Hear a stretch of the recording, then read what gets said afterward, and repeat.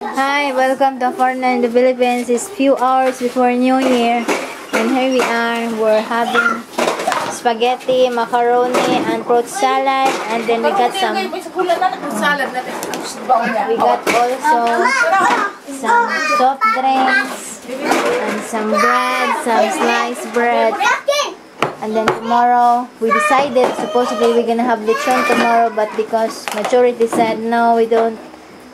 They preferred we just buy some meat, then cook it for tomorrow.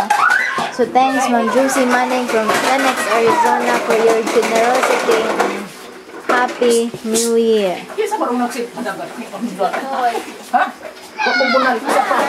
Yeah, so one of the ingredients of spaghetti is maraming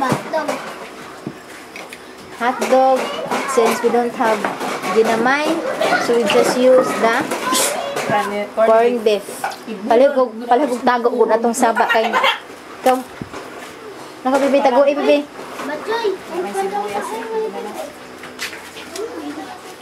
Yeah, so we're still busy here. That's the ham. Going to cook.